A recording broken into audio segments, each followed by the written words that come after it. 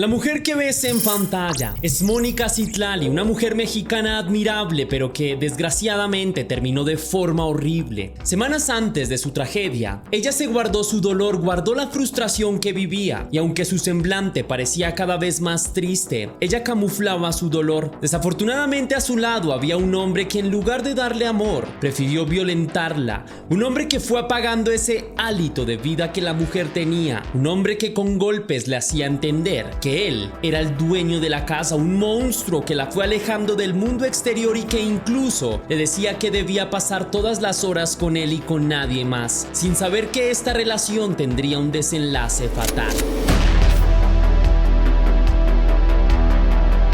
Antes de iniciar, quiero enviar un saludo muy especial y cósmico a dos leyendas.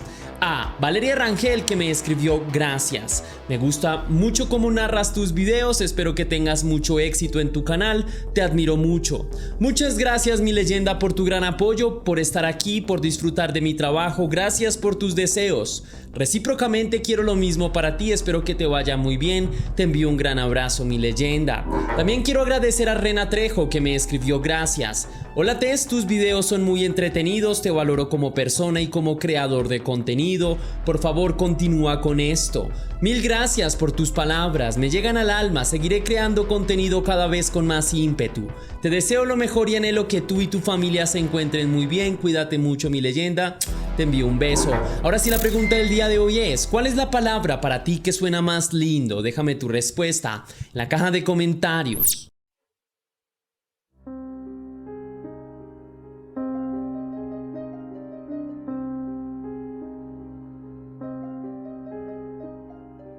Mónica Citlali era una mujer mexicana común y corriente. Amaba profundamente a su hija de 11 años, a quien le dedicaba la mayor de las atenciones y todo el afecto del cual disponía. Su hija era el centro sobre el cual gravitaba la mayor parte de su vida. Uno de sus objetivos en la vida era sacar a su hija adelante y hacerla tan feliz como fuera posible. Mónica también era una persona muy cercana a su familia. La relación con el padre de su hija había fracasado, pero eso no la limitó por un segundo y en la compañía de sus allegados encontró el amor y la lealtad que ninguna otra pareja había hallado. Para velar por el bienestar de su hija y de ella misma, Mónica se dedicaba a la docencia. Era profesora de inglés. El contacto con sus alumnos era una de las cosas que más feliz la hacía. En el aula de clase sentía que tenía un impacto positivo sobre sus estudiantes y ellos se lo retribuían con respeto y cariño. A pesar del amor que sentía por su ejercicio como docente, la vida no era del todo fácil para Mónica, pues la escuela en la que impartía clases, Quick Learning, quedaba bastante lejos de su casa, razón por la que a diario tenía que tomar el bus y los trayectos tardaban bastante tiempo. Mónica salía siempre sola, volvía al mediodía y comía algo, luego llevaba a su hija al colegio y salía nuevamente al instituto. Esa era la rutina de la madre de lunes a viernes. Aunque la rutina la dejaba sumamente agotada, nunca se planteó dejar de lado su trabajo, pues no era solamente el sustento para ella y para su hija, sino que con él también apoyaba a sus padres, con quienes vivía en una pequeña casa en San Salvador de Atenco, en el Estado de México. En consecuencia, los fines de semana tenía que utilizarlos para compartir tiempo con su familia, para descansar y para hacer actividad física, algo que disfrutaba mucho.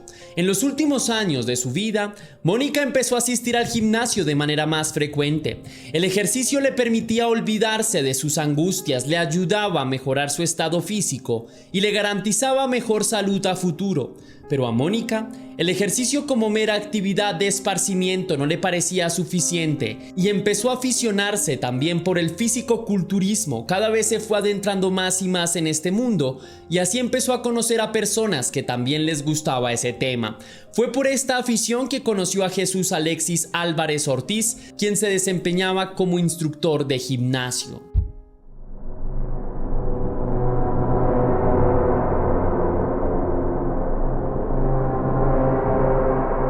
Alexis se sintió atraído por Mónica y ella, a medida que el hombre la cortejaba, también empezó a sentirse atraída por él. Las primeras salidas que hicieron juntos fueron como amigos, pero a medida que pasó el tiempo, se hicieron más cercanos y terminaron por establecer una relación. Al principio todo parecía indicar que era una relación sana y con mucha proyección a futuro. Como al inicio de toda relación, Mónica parecía estar en medio de un sueño. Su pareja se mostraba atenta y servicial y se preocupaba por ella. Ella se sentía feliz a su lado y poco a poco lo incluyó dentro de su apretadísima rutina. A los ojos de cualquier persona, Mónica había encontrado a alguien en quien confiar y que seguramente la ayudaría a crecer. Eso pensaban los amigos de Mónica, que ya habían conocido a Alexis, pero eso no opinaron los padres de la joven. Ella decidió presentar a su pareja en una fiesta de cumpleaños a la que asistieron mayoritariamente sus familiares. Desde el primer momento su madre mostró cierta indiferencia hacia el joven y cuando éste se fue de la fiesta, le dijo a su hija que no aprobaba su relación con aquel hombre, pues había algo en el que la intimidaba y que le generaba desconfianza. Sea porque la madre de Mónica presentía lo que estaba por pasar o porque de verdad había algo en aquel hombre que de verdad inquietaba a las personas, la actitud de su hija empezó a cambiar bastante en las semanas siguientes. La madre de la joven creía que todo se debía a la irrupción de aquel sujeto, pues veía a su hija un poco más desequilibrada que antes. Había perdido el orden que siempre la había caracterizado y ahora se veía como precipitada, como si se le hiciera tarde para llegar a cualquier lugar. Mónica también empezó a sentir que su vida sufría grandes cambios y estos se debían a Alexis. El hombre, poco comprensivo, le exigía que pasara más tiempo con él. No le interesaba que Mónica tuviera que pasar largas horas en el trabajo y que apenas tuviera tiempo para descansar. Él quería que todo el tiempo libre que tuviera se lo dedicara a él y quería especialmente que, aunque no tuviera tiempo, lo inventara. En realidad era un hombre sumamente posesivo y dominante. La relación avanzaba a pasos agigantados y pese a que los familiares de la joven solo podían advertirle con cuidado, veían con algo de miedo cómo ella había optado por tatuarse algo para representar su relación con Alexis. Para sus familiares esto fue sumamente extraño, especialmente porque ella nunca se había interesado por los tatuajes, pero lo que más los sorprendió fue saber que Alexis también se había tatuado el nombre de Mónica en 2 ocasiones. Sus familiares no entendían de dónde provenía esta repentina obsesión de aquel hombre con Mónica. Para ellos, esto fue una señal de alerta, pero una vez más no había mucho que pudieran hacer. Lo que sí es cierto es que empezaban a intuir una realidad. Alexis estaba obsesionado con Mónica.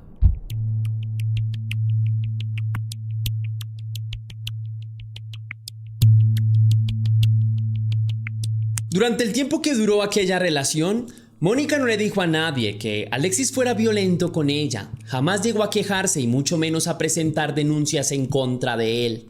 Pero la madre de la joven seguía sintiendo que había algo extraño en su hija y que esa actitud se debía a aquel hombre. El 3 de noviembre de 2020 empezó como un día totalmente común y corriente para Mónica. Esa mañana puso en marcha el tren de la rutina y salió temprano de su casa con destino hacia Quick Learning, donde pasó el resto de la mañana dictando clases. Cerca del mediodía, Mónica volvió de clase para prepararle comida a su hija y luego llevarla al colegio. Tras esto, la obligación de ella era volver al instituto, pero hizo algo que su madre encontró raro. Le dijo que iría a un centro comercial antes de partir. Eso era algo que nunca antes había pasado. Si había una persona responsable y puntual en su trabajo, era Mónica. Ella hacía todo lo que estuviera en sus manos para no llegar tarde a clase y aquello era algo que obviamente podía retrasarla. Su madre optó por el silencio y vio cómo su hija cruzó el umbral de la casa. Esa sería la última vez que la vería con vida. El resto de la tarde los familiares de Mónica estuvieron aquejados por una especie de incertidumbre. Aunque ella les había dicho que saldría al centro comercial, no les dijo cuál era su objetivo o si se encontraría con otra persona. Tampoco les avisó si había llegado a tiempo al colegio. Esa tarde hubo un silencio tenso, estridente, que en cualquier momento amenazaba en convertirse en garrafal estrépito. La expectación se rompió pasadas las 5 de la tarde cuando el padre de Mónica recibió un misterioso mensaje desde el celular de su hija. El mensaje decía: «Oye, una amiga me deja vivir en su casa de Hidalgo por unos meses. Yo creo que me iré para allá unos meses. ¿Cómo ves?». Este mensaje encendió todas las alarmas de los padres de Mónica, pues era evidente que ese mensaje no podía estar escrito por ella. Su hija jamás haría algo así, y menos de una forma tan repentina y sin comentar desde antes una decisión de ese calibre. Era más que obvio que eso no había sido escrito por Mónica. Además, el padre respondió rápidamente el mensaje y pidió explicaciones que, dicho sea de paso, nunca llegaron. Después del primer mensaje llegó otro en el que Mónica les decía que más tarde les enviaría la dirección de su nueva residencia. Los padres de la joven trataron de comunicarse con ella, pero ya no hubo más mensajes. Las llamadas tampoco fueron respondidas. Esa fatal verdad casi que los paralizó. A Mónica le había pasado algo.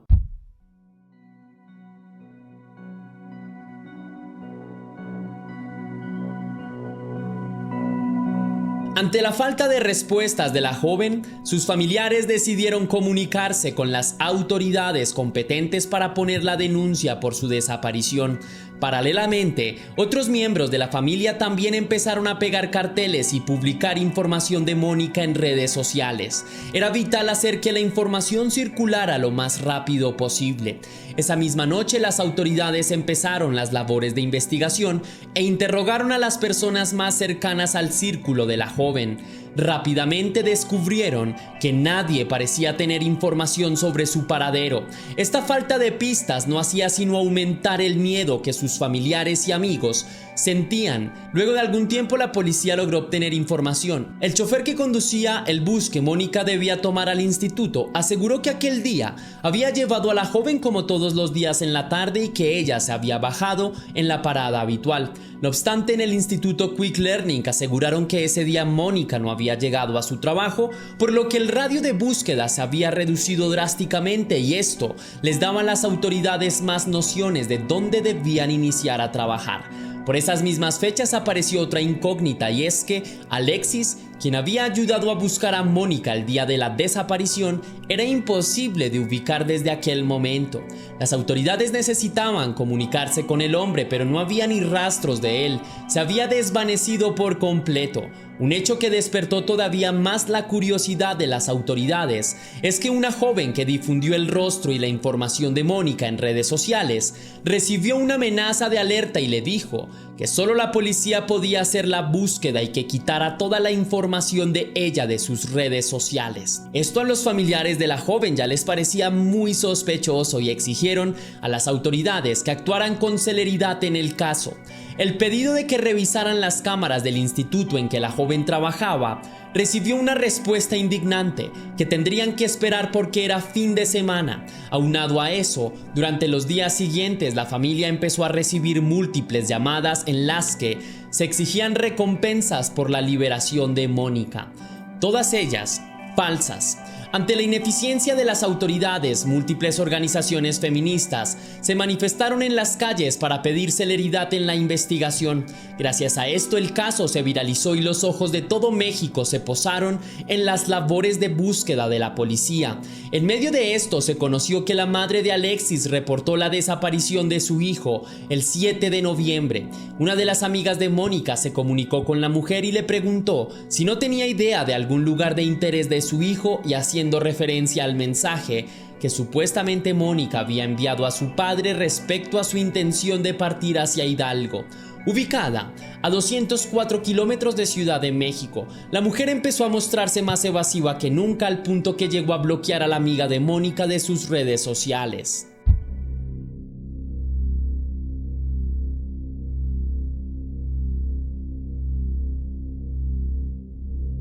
El 9 de noviembre la fiscalía dio a conocer que había hallado el cuerpo de una mujer sin vida y que correspondía con la descripción física de Mónica. Las imágenes del cuerpo sin vida de Mónica también empezaron a recorrer las redes sociales, hecho que hizo todavía más indignante el caso. Horas después, sus familiares harían el reconocimiento del cuerpo y confirmaron la identidad de Mónica. La investigación y las pruebas realizadas al cuerpo dictaminaron que todo había sido producto de un feminicidio y que Mónica había sido asesinada producto de un golpe en la cabeza. La intensidad mediática del caso aumentó todavía más y miles de personas clamaban por justicia. La sociedad mexicana expresaba su rechazo ante los feminicidios que asolaban a la sociedad mexicana. En medio de estos acontecimientos, el nombre de Alexis aparecía con frecuencia. La opinión popular lo consideraba como el principal sospechoso. Tras esta presión mediática, las autoridades tuvieron que empezar a actuar con celeridad y la investigación empezó a moverse. Lo primero que se descubrió es que, contrario a lo que había asegurado el chofer del bus, Mónica no había abordado ese día el vehículo en horas de la tarde. El hombre se había confundido. Por esa razón, cuando las autoridades revisaron las cámaras del instituto, no vieron descender a la joven del vehículo. El hombre no quiso desviar la investigación, simplemente se confundió, pero su confusión tuvo un alto costo. De esta manera, las autoridades tuvieron que empezar de cero, y así encontraron que Mónica esa tarde se había dirigido a la casa de su pareja en un vehículo blanco y que Alexis había salido a recogerla. Después de ingresar a la casa del hombre, jamás volvió a salir. Esto hizo que las autoridades convirtieran en prioridad la captura de Alexis. El 12 de noviembre las autoridades lograron ubicar a Alexis y arrestarlo. Junto a él, su madre también fue detenida. Las autoridades capturaron también a María Isabel N. debido a que en las grabaciones obtenidas se podía ver que la mujer había llegado en una camioneta blanca a la casa de su hijo. Luego había permanecido 2 horas en el inmueble y luego había salido. Las autoridades estaban seguras de que la mujer había sido la encargada de sacar el cuerpo. Asimismo, la policía ordenó la captura de otro familiar de Alexis llamado Jonathan, pues en las cámaras se ve que es el joven quien ayuda a Alexis a abandonar su hogar, pues este lo recoge en un BMW blanco. Una vez capturado, Jonathan dijo que su primo lo había llamado esa tarde y que le había dicho que sin querer había matado a su pareja y que luego le había pedido ayuda para deshacerse del cuerpo, a lo que él supuestamente se habría negado, pero su primo lo había amenazado con un cuchillo. Jonathan supuestamente no accedió a ayudar a su primo a deshacerse del cuerpo, pero sí lo ayudó a escapar. Tiempo después, las autoridades determinarían que el hombre Jonathan había mentido y que había participado activamente en tratar de ocultar a su primo. Alexis, por su parte, unos meses después del crimen se declaró culpable, pero mencionó que el asesinato había sido involuntario, pues estaba bajo efectos de sustancias ilegales. En esa época también aparecieron antecedentes del sujeto, y es que se encontró que había estado vinculado con otro feminicidio un año antes, pero había hecho creer a los familiares de la víctima y a las autoridades que él no había tenido nada que ver. Por el crimen en contra de Mónica, Alexis recibió una condena de 25 años. Pese al interés mediático que este caso tuvo en su momento desde la sentencia del hombre, la información alrededor de la investigación de los otros implicados prácticamente desapareció. Aunque la madre del hombre debía enfrentar un juicio en 2023, no es posible encontrar información al respecto. Tampoco se sabe si se llevará a cabo un juicio en contra de Alexis por su otro crimen. Esto es algo que ha quedado en puntos suspensivos. Y antes de irme quisiera extender una pequeña reflexión o algunos comentarios puntuales sobre el caso de hoy. Lo primero es tener mucha precaución sobre las personas que conocemos, y esto en especialmente influye más para las mujeres. Me parecería que el escenario ideal sería poder exigir antecedentes penales con plena normalidad. ¿Por qué? Porque muchas veces notamos que en este tipo de psicópatas o en este tipo de casos, esas personas se camuflan bastante bien. Son personas que pueden en un principio ser bastante amables, caballerosos, respetuosos, incluso mostrarse detallistas, pero en el fondo no son nada de eso. Son solamente una personalidad histriónica, son como un camaleón que logra ocultar su maleza para lograr capturar a una víctima. Y es que resulta muy difícil para las mujeres. Por tanto, entonces me parecería un escenario ideal saber los antecedentes penales de un hombre antes de iniciar un compromiso sentimental, porque es que un compromiso sentimental es mucho más que un beso. Es justamente encontrar en esa persona un motivo de seguir, encontrar en esa persona a alguien que lo acompaña a uno en la vida. Por lo tanto, tengamos mucho cuidado con quién nos relacionamos, aprendamos a conocer profundamente a esa persona, para saber si realmente esa persona es lo que necesitamos en nuestra vida, porque me da una tristeza. Mónica era una persona ejemplar, una docente, una persona que construye una mejor sociedad desde una labor importantísima, desde la educación. Es decir, me duele que un ángel como Mónica ya no nos acompañe, porque seguramente sus estudiantes la extrañan demasiado y seguramente una excelente profesora de inglés. Para que un hombre celoso, posesivo, absurdo, pendejo, haya decidido como si fuera un juez de la vida quién vive y quién no. Entonces me parece muy triste. Le envío un fuerte abrazo a la familia de Mónica. Sé que es bastante difícil lo que sucedió hoy. Me pareció que también falló el sistema judicial. 25 años para un caso como este me parece francamente paupérrimo, me parece muy poco. Es completamente claro que este hombre es un peligro para la sociedad. Incluso tenía una denuncia antes que se apagó. Por Dios, es que esto pareciera increíble. ¿Cómo se va a pagar una denuncia de algo tan grave y le creen sin antes haber hecho una investigación que demuestre si la teoría que él dice es verdad? O sea, es decir, es que cuando se investiga un crimen no es lo que a mí me parece escucharle a otro que sonó bonito y esa versión como me sonó bonito creo que es la verdad. No, las versiones nada más son ¿cómo decirlo? Como un apoyo para comprobar si la escena del crimen se desarrolló en esa forma o no. Pero tienen que haber evidencias mucho más claras y las evidencias si no están es porque no se investigó bien. Me parece en serio que Alexis es un problema para la sociedad. Entonces, cuidémonos mucho de personajes así y de verdad, mujeres, conozcamos mejor a las personas que se van a relacionar con ustedes. No me gustaría que fuera así, pero realmente es un ejercicio súper, hiper, mega necesario. ¿Listo? Un fuerte abrazo. Recordemos que la comunidad de Test Misterio es una comunidad que se fundamenta en el amor y espero que a partir de este video abracen a su hermana, abracen a su mamá, abracen a su abuela y disfruten de esos momentos que tienen en compañía, en familia, porque desgraciadamente hay familias que están llorando a un familiar, están extrañando a un ser querido, ¿sí me entiendes? Y están anhelando un último abrazo. Entonces nosotros, si tenemos la oportunidad, hagámoslo. Es lo único. Ahora bien, si te gustó la investigación de este caso, mi querida leyenda, déjame saber con tu misterioso like.